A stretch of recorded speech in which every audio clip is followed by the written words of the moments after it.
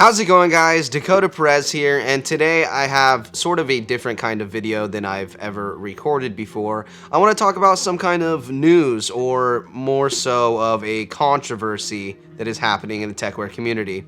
And yeah, that's a little bit dramatic. It's not really controversy, it's just there's some kind of friction going on between members in the community and Errolson Hugh. So recently, Errolson dropped a new iteration of the J1, one of their most iconic silhouettes to date, and it's one of the most beloved ones that exists.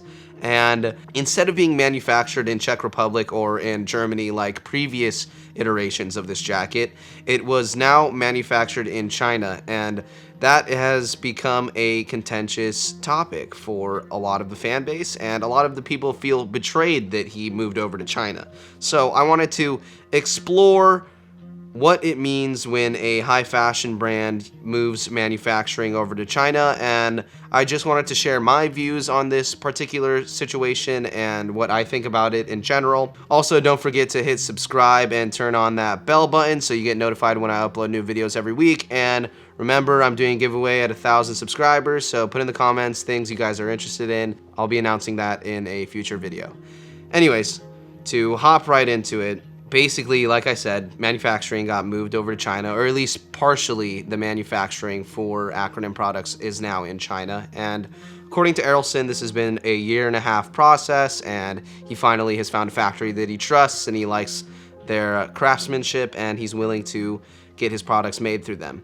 Now, because of this new iteration of the jacket actually did not go up in price compared to a previous iteration. It stayed around the same price of the 2018 release, I believe, which him bringing that up in responses on Twitter actually pissed off some of the community. I think that a lot of people are upset about this because there's a lot of negative views on manufacturing in China, which I think that those can be easily dispelled just because of different things that were discussed that I'll get into, but also you should trust that what he looks for in pieces and quality of construction. You think that being in this business for over 20 years, he would be trustworthy enough to find a manufacturer that fits his needs and is suitable for the fans. So it was sort of a panic by some of the community because they were upset over the high price tag and still having the item manufactured in China, because a lot of the times people are able to make their products for a lot cheaper in China, and it becomes a lot affordable when brands do move over there.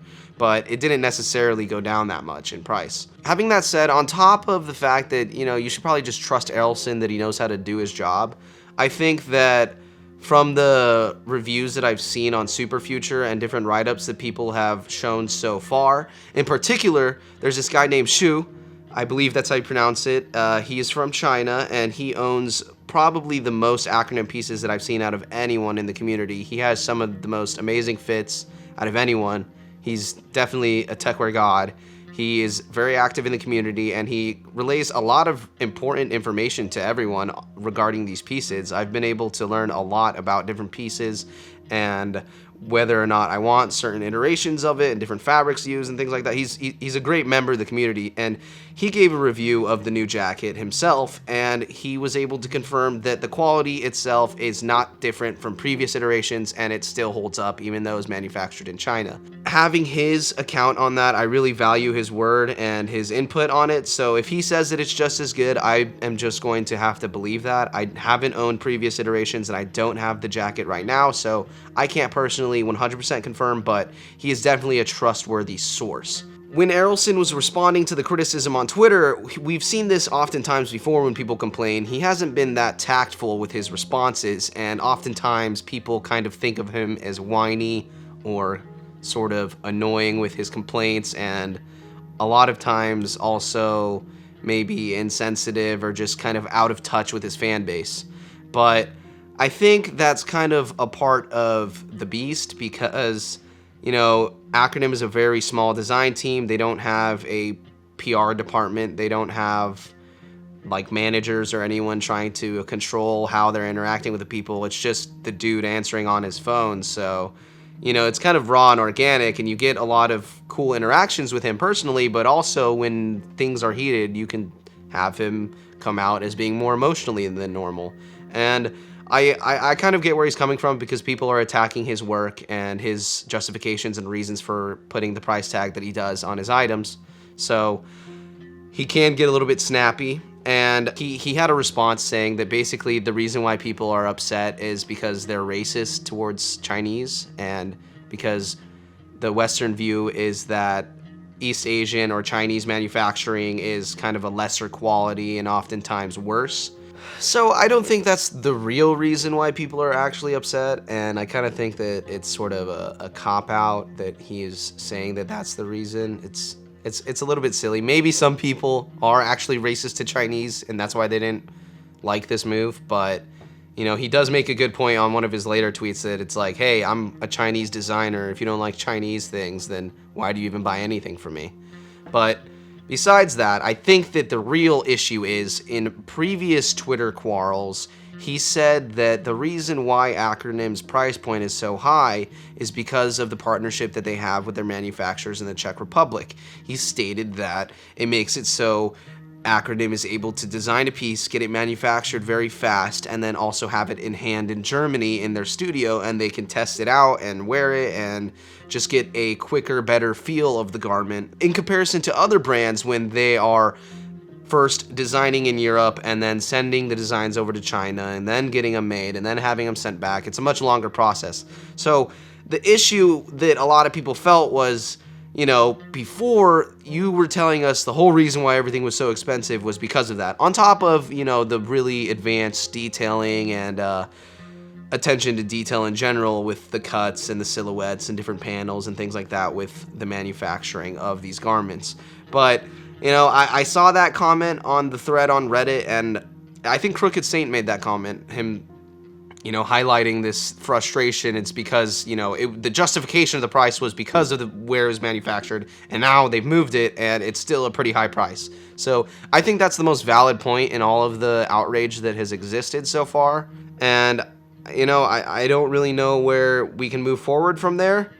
I think that if you're willing to pay $1,000 plus for a jacket or a pair of pants, then you're in a market where you're pretty much at the whim of whatever the designer chooses, and there's plenty of other brands that charge way more than Acronym or around the same as Acronym, and you don't hear this kind of argument with people within the community that own those products.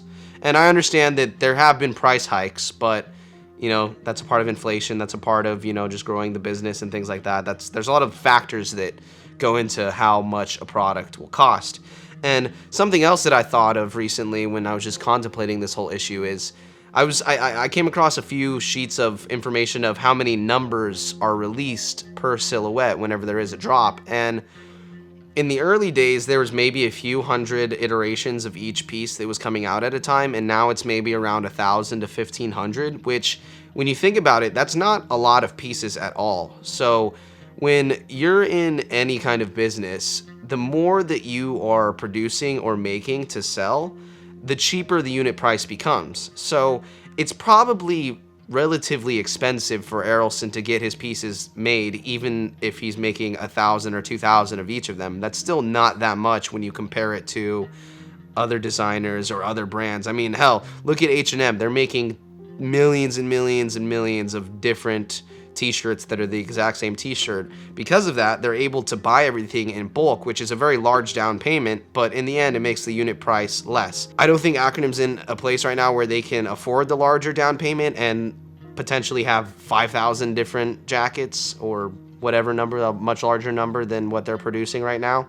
I think partially the reason why they sell out and the reason why there's so much hype behind it is because of how exclusive it is. So if you were to just, you know, go willy-nilly and start producing it like crazy and putting out insane numbers of his pieces, then oftentimes I bet it would probably just sit and he wouldn't be able to sell it, and it would be a loss on their end anyways. Those are just my viewpoints on this situation. I totally get where Errolson's coming from, just, you know, trying to put myself in his shoes and his line of thinking, and for me, honestly, as long as the quality is not compromised, I don't care where the clothes are made. If they're still great quality and they look cool and they are the same as they ever have been, then that's dope. Make them on Mars for all I care. But I do get where people are coming from when they kind of have this resentment, or they kind of are upset over the fact that he has moved to China when his previous justifications for price were because of the European manufacturers. But, you know, it's kind of a complicated topic. There's just so many factors that go into it. So I'm curious to know what you guys think on this subject. Put your responses down below on what you think. Do you like that they moved to China? Do you think it's whack? Do you think it's dope? Whatever. I'll respond to you guys and we can have a nice conversation in the comments. And also don't forget to let me know what kind of giveaway things you are interested in. If you enjoyed this video, please drop a like. And if you want to see more videos like this every single week, then hit subscribe and turn on that bell notification. Don't forget, giveaway after 1,000 subscribers. And until next time, stay Gucci.